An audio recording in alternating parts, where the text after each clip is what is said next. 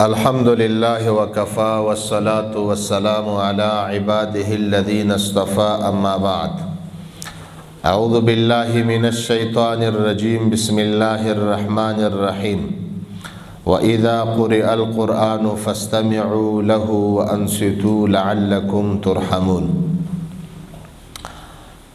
دوستا موضوع دگیما موضوع ترک قرائت از پشت امام، یک موضوع بسیار طولانی و مبحث و موضوع هست که معرکت الآراء هست و بسیار اختلافات زیاد در موضوع وجود دارد.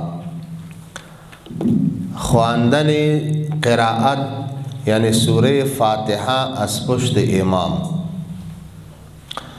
مسلک و مذهب ما مطابق با آیه قرآن و احادیث گهربار محمد مصطفی صلی الله علیه و سلم چنین هست که خواندن سوره فاتحه بر امام، بر تنها نمازگزار از جمله واجبات می باشد. نفس قرائت قرآن در نماز فرض است. خواندن سوره فاتحه بر تنها نمازگزار، بر منفرد و یا هم بر امام خواندن سوره فاتحه واجب می باشد. مسئله را گرفتین انشاءالله.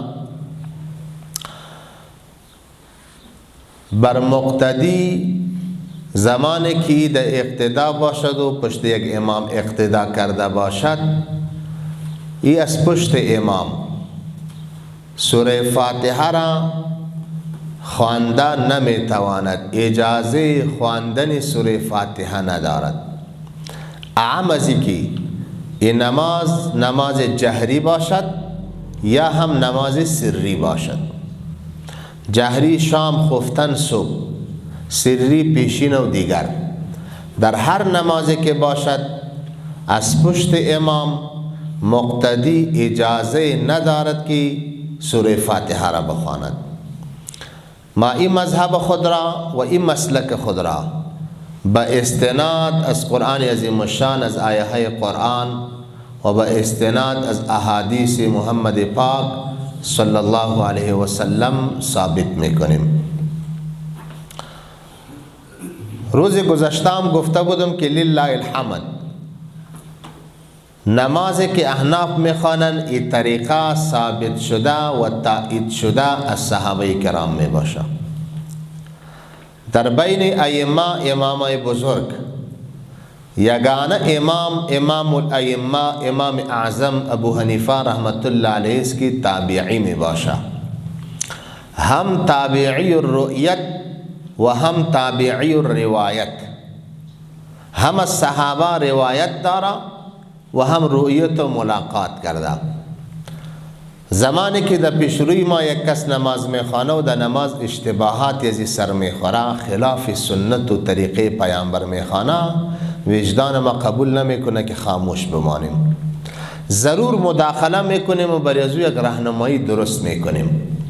پس چگونه امام ابو حنیفه رحمه الله با صحابه ملاقات کرده، پیش صحابه نماز خوانده، و اگر این نماز احناف، نمازی که از امام ابو حنیفه به ما منقول هست، به تشریع امام ابو حنیفه، نماز به طریقه رسول الله، به تشریع و به راهنمایی که امام ابو حنیفه به ما منقول هست، اگر خدای نخواسته این طریقه خلاف سنت می بود، این صحابه ضرور این اصلاح میکردن. این چه میکردن؟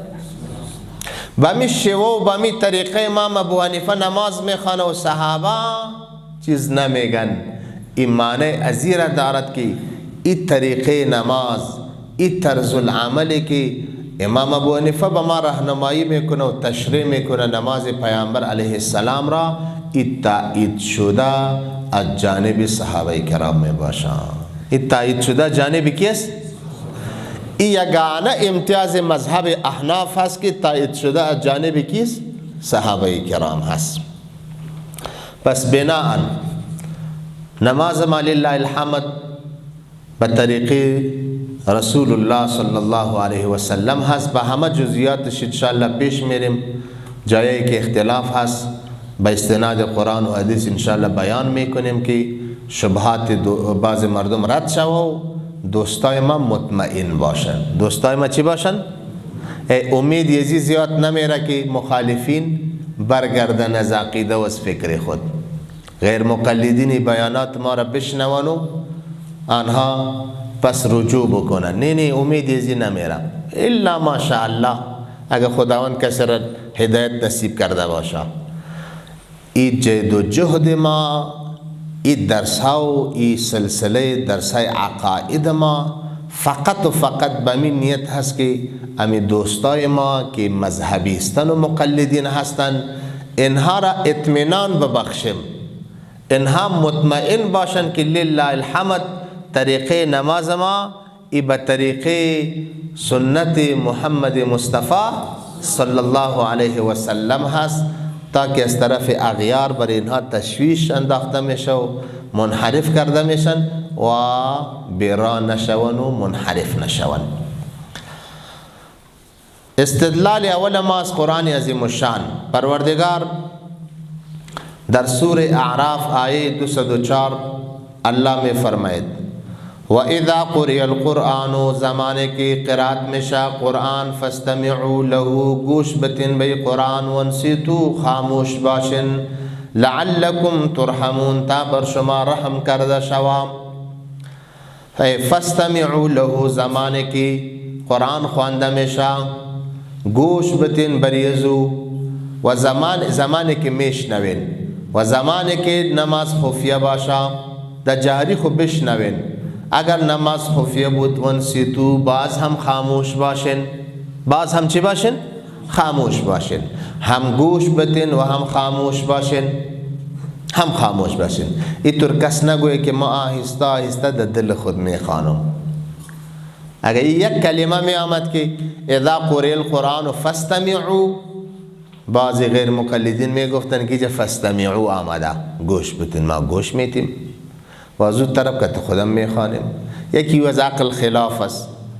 گوش دادن ایره نمیگه که هم که خود خوانده بری و هم دیگره گوش داده ای. درست است؟ ایره گوش دادن نمیگه. خو باز هم یک بهانه شنجور میشد. متصل دیگه جمله آمد و انصتو، تنها گوش دادنم کفایت نمیکنه. و انصتو، خاموش باشین. چی باشین؟ خاموش باشین.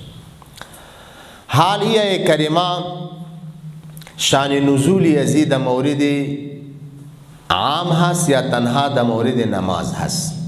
سرزمین تقریبا 14 روایت دی چپترایتان منقول شده از تفاسیر بامی عنوان که نزول ای آیه کریمه در مورد داخل نماز هست. در مورد چی است؟ داخل نماز. علی که کلش میخوانم بوش تمام نشه، یگان تایش میخوانم. شماره 5 ببینین. جامع البیان عن تعویل آیه القرآن از امام ابو جعفر محمد ابن جریر الطبری، معروف تفسیر بسیار معروف و مشهور است به نام تفسیر طبری، جلد 6 صفحه 164 دارالفکر. روایت میں آورد حدثني المثنى قال حدثنا ابو صالح قال حدثنا معاوية عن علي عن ابن عباس قوله واذا قرئ القرآن. در مورد ازی میں فرماید اذا قرئ القرآن فاستمعوا له، یعنی فی الصلاة المفروضة، در نماز فرضی زمانے کے قرات خواندہ میشا فاستمعوا له، بہو چی بتن؟ گوش بتن. دگر روایت ببین روایت حافظ یمد جامع البیان از تفسیر طبری ازمی جلد الصفحه. حدثنا ابن وكيع قال حدثنا جرير وابن ادريس عن ليث عن مجاهد واذا قرئ القرآن فاستمعوا له وانصتوا قال في الصلاة المكتوبه. نزول یزید مورد چیست؟ نمازهای فرضی. نوم ببین یا مزمی جامع البیان از تفسیر طبری. حدثني ابو الصائب قال حدثنا حفص عن اشعث عن الزهري قال نزلت هذه الآية في فتى من الانصار. نزول پیدا کرده ای آیه کریمه در مورد جوانای انصار. کان رسول الله صلی اللہ علیہ وسلم کلما قرأ شیئا، زمانے کے پیامبر علیہ السلام قرآت میں کرد، قرأه وہ ہم قرآت میں کردن. نزلت ای آیه نازل شد و اذا قرئ القرآن فاستمعوا له وانصتوا، زمانے کے قرآن خوانده میشه خاموش باشین.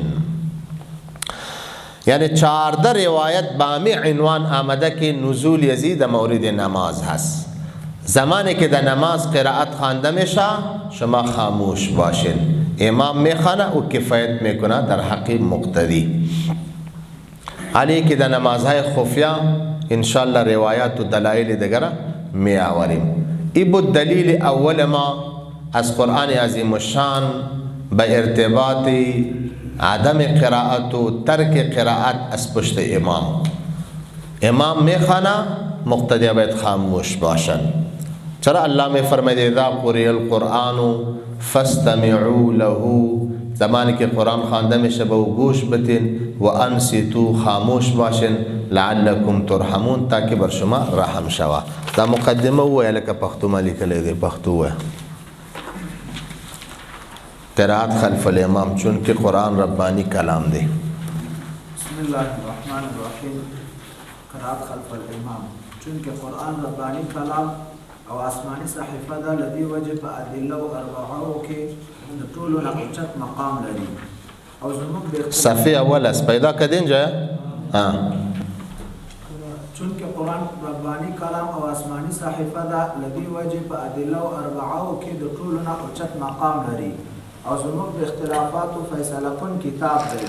لدی وجه په ټولو مسلمانانو لازمه او واجبه ده چې په کومه مسله کې د دوی په مابین کې اختلاف وي، د هر څه نه مخکې د قرآن کریم ته رجوع وکړي. که د مسلې حل په قرآن کې پیدا شو، نو د قرآن په روښنایي کې د خپل ځان لپاره د عمل لاره متعینه کړي. ځکه د قرآن کریم فیصله د خالق کائنات